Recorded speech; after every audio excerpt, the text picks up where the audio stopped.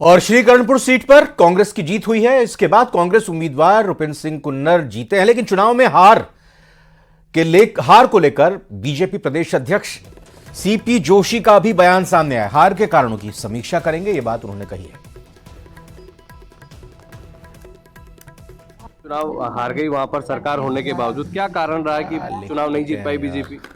Bharatiya Janata party के कारणों की समीक्षा करेंगे। चुनाव हार गई, वहां पर सरकार होने के बावजूद क्या कारण रहा है कि चुनाव नहीं जीत पाई बीजेपी? भारतीय जनता पार्टी के कारणों की समीक्षा करेंगे, बहुत जल्दी आपको। चुनाव हार गई, वहां पर सरकार होने के बावजूद क्या कारण रहा है कि चुनाव नहीं जीत पाई? चिकित्सा मंत्री गजेंद्र सिंह खींवसर ने स्वास्थ्य भवन में चिकित्सा विभाग की बड़ी बैठक ली, जिसमें उन्होंने विभागीय योजनाओं का रिव्यू लिया। इस बैठक में चिकित्सा एसीएस समेत कई अधिकारी मौजूद रहे। इससे पहले मंत्री खींवसर ने मेडिकल कॉलेज लैब में लगी आग से नुकसान का जायजा भी लिया।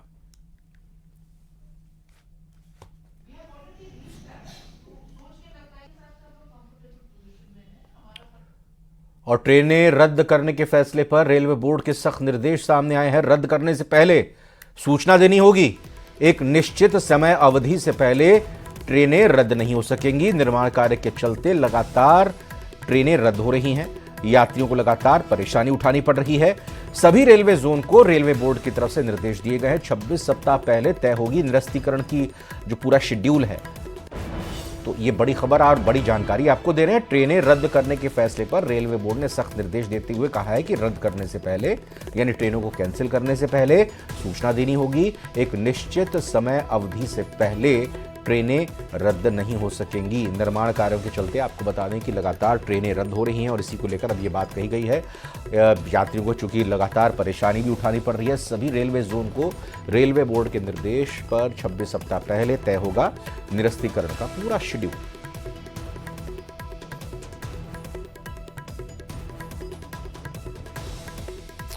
तो ये एक महत्वपूर्ण खबर आ रही है, चूंकि रेलवे बोर्ड ने एक तरह से कहें कि सख्त निर्देश दिए हैं। जिस तरह से लगातार ट्रेनें कैंसिल हो रही थी, रद्द हो रही थी, यात्रियों को परेशानी हो रही थी, यात्रियों की परेशानी को मद्देनजर रखते हुए इस खबर पर आइए सीधा हम आसिफ का रुख करते हैं। हमारे संवाददाता हमारे साथ जुड़ चुके हैं। तो आसिफ, यात्रियों की परेशानी को देखते हुए ये एक अच्छा फैसला कहा जाएगा, खबर जरा विस्तार से बताएं।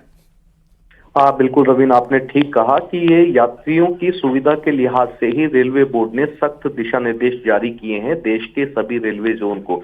दरअसल रविंद्र, मैं बताना चाहूंगा कि पिछले 1 से 1.5 साल से लगातार उत्तर पश्चिम रेलवे जोन के अंदर निर्माण कार्य चल रहे हैं। अमृत भारत स्टेशन योजना के तहत बड़े रेलवे स्टेशनों का कायाकल्प किया जा रहा है, जिसके चलते निर्माण कार्य चलते रहते हैं और उसकी वजह से जो रेलवे जोन होते हैं वो ट्रेनों को रद्द कर देते हैं ताकि निर्माण कार्य होते रहें।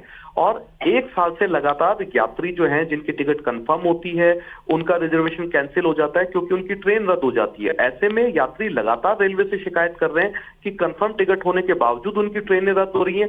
लिहाजा रेलवे बोर्ड ने चारों तरफ से आ रही शिकायतों के ऊपर संज्ञान लेते हुए सभी को पाबंद किया है, सभी रेलवे जोन को, कि कम से कम 4 महीने पहले आपको तय करना होगा कि रेल को रद्द करना है या नहीं करना है। रिजर्वेशन होने के बाद में किसी यात्री की रेल को रद्द नहीं किया जा सकता। 26 हफ्ते पहले ही सभी रेलवे जोन तय करेंगे कि ट्रेनें रद्द होंगी या नहीं होंगी। आप अंतिम समय में फैसला नहीं कर सकते। लेकिन रविंद्र, अगर मौसम खराब है, कोहरा ज्यादा है, तो रेलवे जोन ये फैसला कर सकता है कि ट्रेन चलेगी या लेट चलेगी। लेकिन आप निर्माण कार्यों के चलते बिल्कुल, बहुत बहुत धन्यवाद आसिफ आपका फिलहाल जानकारी के लिए। आगे भी आपसे जानकारी लेंगे इस खबर पर, लेकिन अभी झुंझुनू की खबर आ रही है पिलानी से। ये बड़ी खबर, जहां सुपर स्टोर पर रंगदारी को लेकर फायरिंग के एक मामले में पुलिस ने 2 बदमाशों को गिरफ्तार किया है। पुलिस ने मुकुल और अंकित को गिरफ्तार किया है। गैंगस्टर लॉरेंस के गुर्गों के कहने पर यह फायरिंग की गई थी। पुलिस दोनों बदमाशों से पूछताछ कर रही है। तो झुंझुनू के पिलानी से इस बड़ी खबर को एक बार फिर से आपको बता दें कि सुपर स्टोर पर रंगदारी को लेकर यह फायरिंग का मामला है, जिसमें पुलिस ने 2 बदमाशों को गिरफ्तार कर लिया है। पुलिस ने मुकुल और अंकित को गिरफ्तार किया है। गैंगस्टर लॉरेंस के गुर्गों के कहने पर यह फायरिंग की गई थी। पुलिस फिलहाल दोनों बदमाशों से पूछताछ कर रही है। तो झुंझुनू के पिलानी से बड़ी खबर आपको बता रहे हैं। अब राजसमंद की बड़ी खबर आपको बताते हैं, जहां पर एसीबी ने कार्रवाई करते हुए रेल मगरा एईएन ऑफिस में काम करने वाले अशोक शर्मा को ट्रैप किया है। इलेक्ट्रीशियन द्वितीय अशोक शर्मा को ट्रैप किया गया है। 2000 की रिश्वत लेते हुए ट्रैप किया गया है। तो अहम खबर राजसमंद से, जहां पर एसीबी की कार्रवाई देखने में सामने आई है, जहां रेल मगरा एईएन ऑफिस में काम करने वाले अशोक शर्मा को ट्रैप किया गया। इलेक्ट्रीशियन द्वितीय अशोक शर्मा को ट्रैप किया गया है। 2000 की रिश्वत लेते हुए उन्हें ट्रैप किया है। राजस्थान के नए ऊर्जा मंत्री हीरालाल नागर ने आज अपना पदभार संभाला है। मंत्रालय भवन में विधिवत पूजा अर्चना के साथ मंत्री नागर ने पदभार ग्रहण किया। इस दौरान कई विधायक उनके पदभार ग्रहण करने के दौरान मौजूद भी रहे।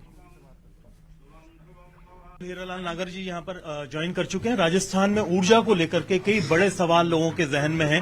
100 यूनिट बिजली फ्री मिलेगी कि नहीं मिलेगी, किसानों को लेकर के बिजली के उत्पादन की क्या तैयारी है, राजस्थान में चीजत को लेकर के और कोयला उत्पादन को लेकर के, खासतौर पर जो कोयले की आपूर्ति है उसको लेकर के कई बड़े सवाल हैं। यहाँ पर आज ज्वाइनिंग के बाद में कई चीजों को लेकर के स्पष्ट संदेश दिया है हीरालाल नागर ने। आपसे सर बातचीत करें, किस तरह से तैयारियां हैं? बहुत एक तरह से क्लियर विजन नजर आया आज ज्वाइनिंग के वक्त आपका कि अपने विभाग को लेकर, अपनी तैयारियों को लेकर। पहले से आप जानते हैं कि ऊर्जा कितनी बड़ी चुनौती है राजस्थान की। देखिए, हमारा ऊर्जा के बिना अपना जीवन आज के परिप्रेक्ष्य में जीना संभव नहीं है और ये एक हमारी सबसे जरूरी आवश्यकता बन गया है। तो इसके लिए निश्चित रूप से ऊर्जा का स्रोत ठीक हो, हमें निरंतर अच्छी बिजली मिले, क्वालिटी की मिले और आम जन को सस्ती, उपभोक्ता को सस्ती बिजली हम उपलब्ध कराएं। इसके लिए निरंतर प्रयास करेंगे और मैं समझता हूं इसको हम चुनौती है, लेकिन इस चुनौती को स्वीकार करते हैं और इसको ठीक करके विभाग में एक नया आयाम स्थापित करेंगे। राजस्थान को ऊर्जा के क्षेत्र में सर्वोपरि करने में कोई और कसर नहीं छोड़ेंगे। पिछली बार भी आपकी सरकार को बड़े घाटे में ये विभाग संभलाया गया था, जब भी उस घाटे से निकाला था। इस बार भी यही स्थिति है, कहाँ कमियां रही? देखिए, जब कहावत है हमारे यहाँ पे कि बाढ़ ही खेत को खाने लग जाए तो क्या हो सकता है। इस विभाग के साथ यही हुआ है। जो भी यहाँ रहे हों उन्होंने अनियमितताएं भरपूर की है और कांग्रेस सरकार ने भ्रष्टाचार करने के अलावा कोई काम किया नहीं है।